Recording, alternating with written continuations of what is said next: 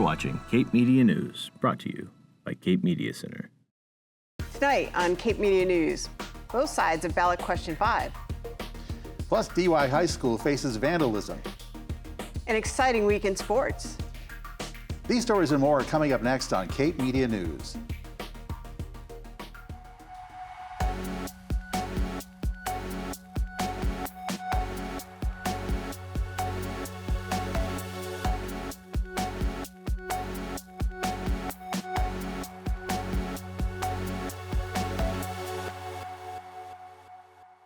Good evening and welcome to Cape Media News, your source for hyper-local news that matters. I'm Helen Chattel. And I'm Marty Brummel. As we gear up for voting season, it's important to know not only who we're voting for, but what we're voting for. News Director Mitch Sock has more on ballot question 5, the proposal to eliminate the tipped minimum wage. Take a look. Ballot question 5 aims to gradually phase out the sub-minimum wage for tipped workers in Massachusetts over the next 5 years, aligning it with the state's standard minimum wage. Currently, tipped workers earn a sub-minimum wage of $6.75 per hour, significantly less than the current $15 minimum wage. The system operates through what's called a tip credit, which allows employers to pay the sub-minimum wage provided the workers' tips cover the difference between the sub-minimum and the standard minimum wage. If a worker's total pay, wages plus tips, for a shift falls below the standard minimum wage, the employer must make up the shortfall. The servers are already guaranteed minimum wage for every hour they worked. If they serve one person or 100 people, at the end of the night, they are walking away with a minimum of $15. They do not want to share their tips with back-of-the-house employees. They do not want to share their house with other employees not providing direct service to the restaurants. So because servers and bartenders are the ones that are going to be the most impacted, they do not want this, and therefore the Mass Restaurant Association is vehemently opposed to this ballot question. Opponents of the measure, led by the Committee to Protect Tips, argue that raising the sub-minimum wage could lead to reduced overall earnings for workers, as they believe patrons might tip less or stop tipping altogether.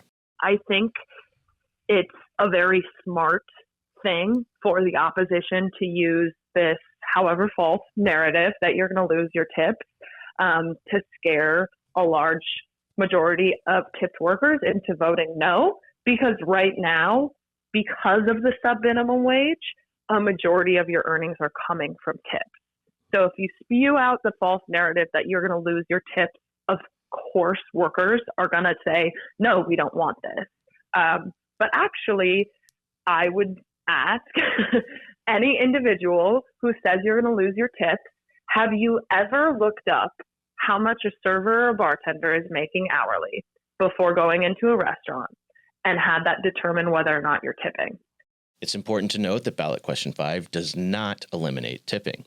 The initiative would allow for tip pools, currently prohibited in Massachusetts, but it doesn't mandate their implementation. Currently, 7 states have eliminated the sub-minimum wage, and opponents often highlight California as an example of why this initiative shouldn't be enacted in Massachusetts. Yeah, so California, which is the model for this, is the lowest percentage tip state in the country, and that's according to both Cornell University and Toast. According to Toast, a point-of-sale management system, California has the lowest tipping percentage in the nation. However, their data shows that from 2022 to 2024, tips in Los Angeles, where the minimum wage is $16.78 per hour, rose from an average of $21.16 an hour to $29.66 per hour. Supporters of ballot question 5 also referenced the research of Dr. Jeanette Wicks-Lim, a research professor at the Political Economy Research Institute at UMass Amherst. We had a hearing back in March, and a research professor from UMass Amherst who does labor studies testified in favor for one fair wage. She did a study on increasing the sub-minimum wage, and what she found is that in states where they increased the sub-minimum wage, it didn't have a statistically significant effect on employment, but earnings did increase. Right. So whether or not tipping percentages increase, that doesn't necessarily mean that your earnings are increased, because at 2029, when you're making $8.25 more an hour, it's like your tips could be as much as 60% lower, and you're still breaking even to what you were today. And I don't think this will make all Massachusetts restaurants suddenly start tipping 5%. Like, that's just not what our culture is. Earlier this week, the operator of a vehicle that struck a boat trailer on August 30th in Yarmouth was charged with a second count of vehicular homicide by negligent operation after a second person has died. Cornelius Allen Bottomley, 54, of Hanover, was working on the boat trailer with his nephew John Hugan, 14, on the side of the road when a car struck the trailer from behind. Hogan passed away later that day in Cape Cod Hospital, and Bottomley remained at the hospital until his death from his injuries on September 13th. The Yarmouth Police Department extends their condolences and deepest sympathies to the families impacted by this tragic event. The Cape and Islands Regional Domestic Violence Council is hosting a resource fair at the Emerald Resort in Hyannis on October 8th from 1:30 to 3:30 p.m. The Independence House Cape and Islands District Attorney's Office and the Yarmouth Police Department will showcase programs and services beneficial to survivors of domestic and sexual violence. Numerous local and federal agencies will be available to visit with and collect information from. Behavioral health innovators and the Quell Foundation present Lift the Mask: Portraits of Life with Mental Illness, a documentary that delves deep into the realities of living with mental illness. A screening will be held at DY High School on October 10th at 6:30 p.m. and will feature a Q&A session focused on addressing the mental health of our Cape Cod youth. This event is especially important for high school students, and parental permission is required for those under 18. For more information, visit BHINNOV.org/realtalk. Yarmouth residents, beware of new scams. The Yarmouth Police Department has had several recent reports of callers claiming to be with the Massachusetts Fraternal Order of Police, soliciting money for donations. One resident was instructed to tape money to their mailbox so the caller could pick it up in exchange for a quote-unquote thin blue line unquote sticker. An unknown man later arrived at the resident's house and became agitated when there was no money. Yarmouth Police recommends researching an organization before donating and reaching out to them directly. If you think you may have been scammed, contact the Dispatch Center at 508-775-0445. If you missed the Emergency Preparedness Fair earlier this month, have no fear. On October 11th, join Animal Control Officer Jennifer Harrington for an educational discussion on disaster and emergency planning for pets. This free event will go over different types of emergencies to prepare for, making pet go bags, transporting your animals, and recovery planning. Register by emailing regan.wilda@harwich-mass.gov or calling 508-430-7568. The town of Harwich has been left with an estimated $15,000 to $18,000 worth of damage to the Veterans Memorial Recreation Complex after Circus Smirkus came to the town in July. The damage was a result of the heavy machinery used to load intense trailers and equipment for the circus's 4 shows. The damage to the baseball and softball fields include large holes and ruts in turf and broken sprinkler heads. In a recent select board meeting, board members recommended that the town seek reimbursement for the cost of repairs from the circus's insurance policy and their sponsor, the Harwich Children's Fund. Last week, the Barnstable Superior Court dismissed the lawsuit brought against Sheriff Donna Buckley by the Cape and Islands District Attorney. A press release stated that through this lawsuit, the District Attorney sought to go beyond well-established procedures for the Sheriff's Office and local police departments. It sought to compel the sheriff to provide more than 20 years of personal material on every employee employed at any time, regardless of whether those employees were ever involved in a case. Superior Court Judge Michael K. Callan agreed with Sheriff Buckley, concluding that the sheriff has no duty to comply with the district attorney's request made in absence of criminal prosecution. Sheriff Buckley says that the Barnstable County Sheriff's Office remains fully committed to meeting the Commonwealth's obligations and is ready to move forward, redirecting their efforts back to the public safety of Barnstable County. The town of Barnstable invites the public to attend an informational meeting to review the planned sewer construction in Centerville Village. The north phase of the project will include a portion of Route 28 from Finney's Lane to Old Stage Road, including Chute Flying Hill Road and the Old Stage Road to Service Road. If you'd like more information about this phase of the project, the presentation will be held at the Barnstable Adult Community Center on October 1st at 6 p.m. The meeting will be recorded and made available via Barnstable Government Access. Coming up after the break, sports and more. Stay tuned. Welcome back to Cape Media News. Principal of DY High School released a statement to families last Friday regarding a recent act of vandalism at the school. 2 bathrooms were reported to be significantly vandalized, resulting in thousands of dollars in repairs. Principal Kendra Bennett said that theft and vandalism of school property are serious violations of both our school code of conduct and law. Students found stealing, damaging, or defacing school property will face disciplinary action, including suspension. The high school building is a community space shared by all.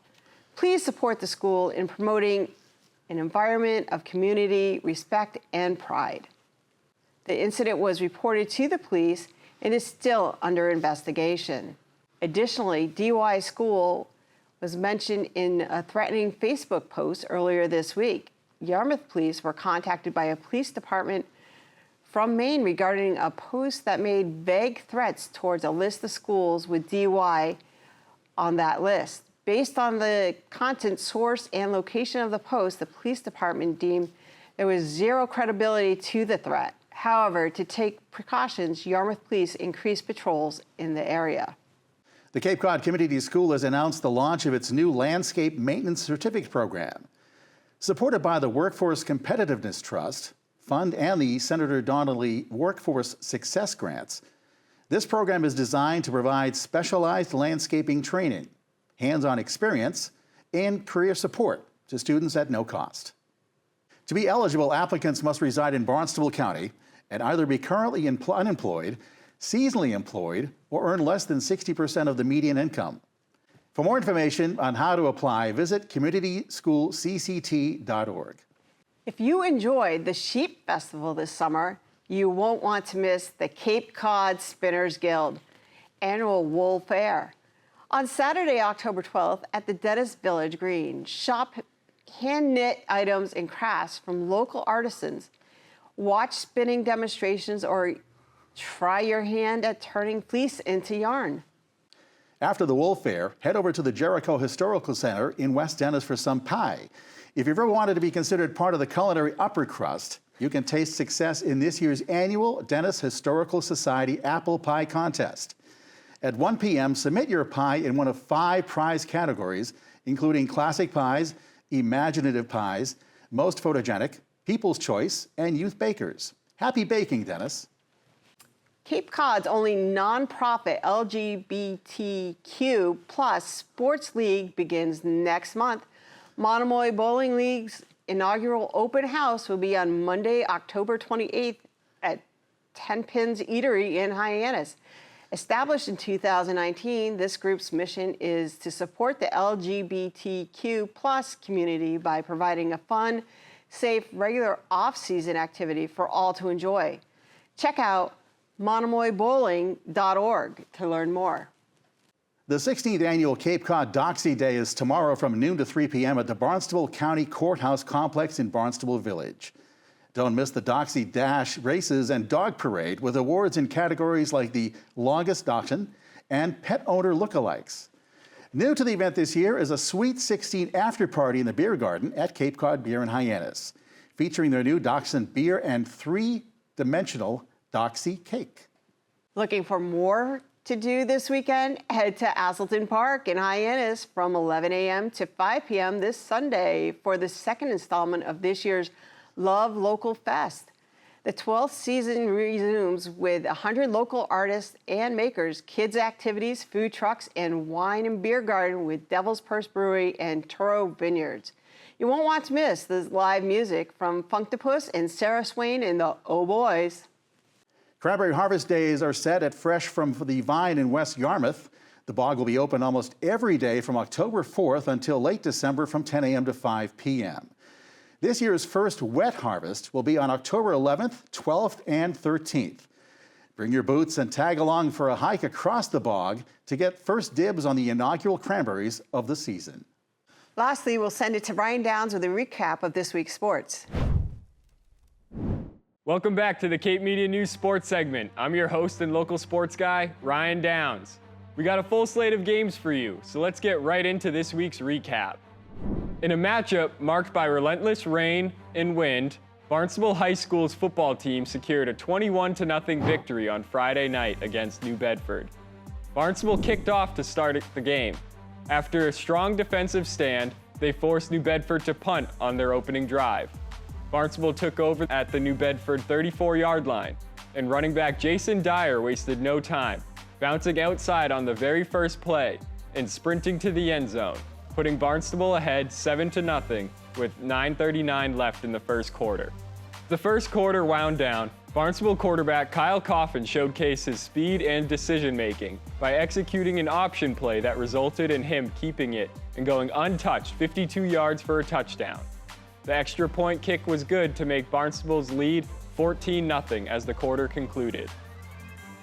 New Bedford struggled offensively, unable to establish a rhythm against Barnstable's relentless defense.